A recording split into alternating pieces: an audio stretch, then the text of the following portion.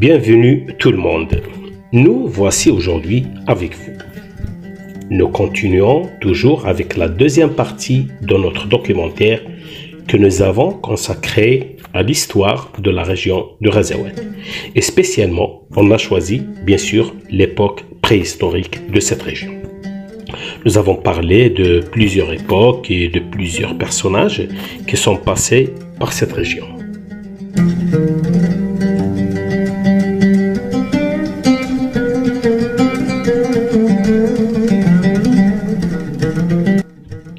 Parmi eux, je cite l'émir Abdelkader et aussi Abdelrahman el-Dakhil, et on a fini avec le fameux livre Al-Masalik ou Al-Mamalik des chemins et des royaumes d'Al-Bakri qui mentionne cette région de Twent ou Tawent et sa population.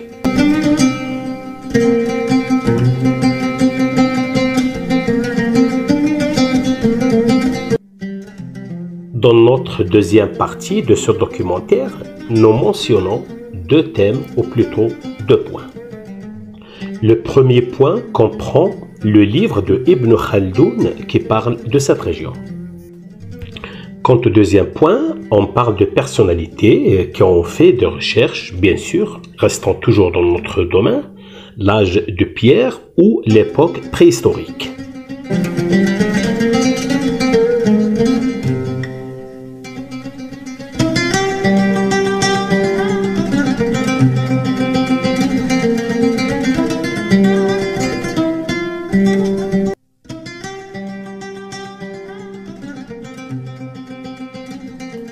On va parler aussi des chercheurs qui ont fait des recherches dans notre région de Ghazaouet.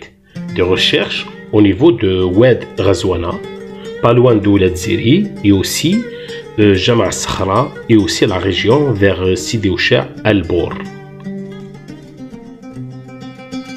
Mais avant ça, commençons par Ibn Khaldoun.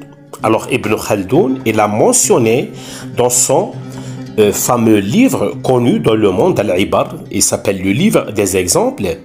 Il parlait de l'histoire des Berbères, des Arabes et des Persans. Il comporte à peu près 1475 pages. Et là, je parle bien de la dernière édition. C'était publié au Caire, c'était en 1967.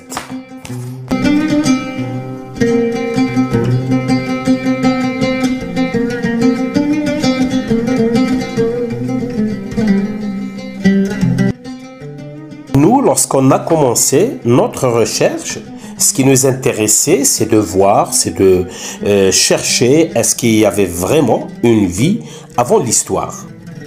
Alors, les efforts que nous avons déployés nous ont amené à un excellent résultat qu'on n'attendait pas nous. Qu'est-ce qu'on a trouvé ? On a trouvé que les abords immédiats et les environs de la région de Ghazaouet étaient depuis l'Antiquité habités par les hommes de l'âge de la pierre. Et cette confirmation est venue d'un chercheur qui s'appelle Paul-Maurice Pallaret. C'est qui ce monsieur? Il est né à Oran, la région d'Oran, exactement, c'est à Mars el-Kbir, en 1869. Il était un enseignant, géologue et aussi archéologue français.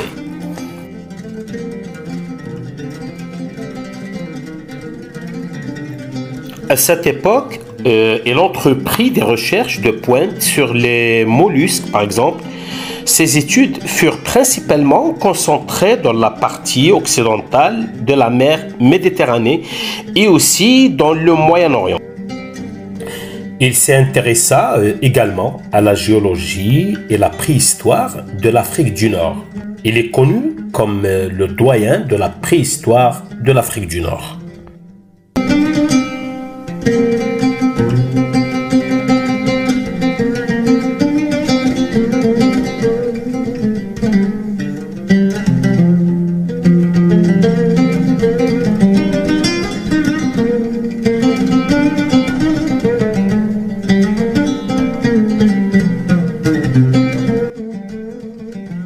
sommes en 1892. Il découvre, en collaboration avec le naturaliste et préhistorien François Doumergue, on va voir sa vie après, plusieurs sites paléolithiques et néolithiques situés dans la région de Razaouet. De nombreuses pièces archéologiques ont été récoltées.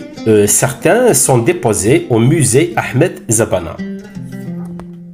En 1899, l'endroit c'est sud-ouest de l'oued Razouana. Il a découvert quelques silex taillés dans les dunes près et à côté du phare de Razaouet au niveau de Ouled Ziri. François Doumergue, qui était collaborateur de Paul-Maurice Pallaré, décrit un foyer situé à l'est de Razouana, dans l'oued L'Ayadna, sur la route allant à Albour, la direction d'Albour, à 100 mètres de cimetière juif. Pour ce foyer qu'il a trouvé, d'accord, à l'est de Razouana, c'était sur la route d'Albour. Il l'a motivé à continuer ses recherches. Et là, il a changé l'endroit.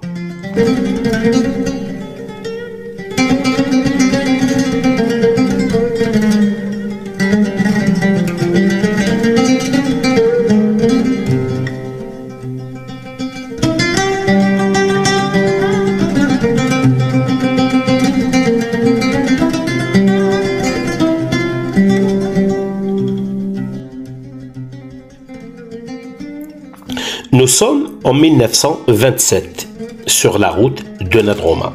D'accord? C'est National 99. Alors, on sait très bien combien il y a de kilomètres entre Razaouet et Jama Sakhra. Il y a 7 kilomètres.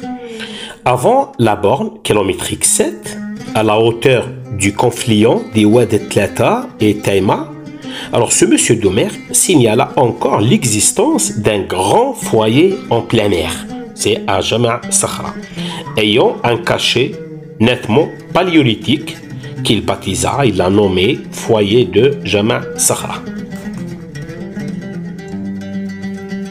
Alors François Doumergue, il a été étonné de cette station. Qu'est-ce qu'il a trouvé dans cette station? Ce foyer, d'accord? Il découvrait de nombreuses hélices, quelques moules et de très rares patelles, une phalange en gueule d'un porcin, un crâne humain à grande circonférence ouverte et écrasé, un sacrum et 2 membres inférieurs. Tellement il était étonné, il a dit « Je ne connais nulle part un foyer caractérisé par un semblable outillage ». Voilà, c'est ce que nous avons pu recueillir de cette recherche que nous avons faite pour découvrir cette ville et ses environs, notamment l'aspect historique et aussi pour présenter les villages environnants. Peut-être que nous n'avons pas donné à cette région son droit et ne lui avons pas donné aussi ce qu'elle mérite, mais ce qui nous a poussé à accomplir cet historique, c'est notre passion et notre amour et attachement pour cette région.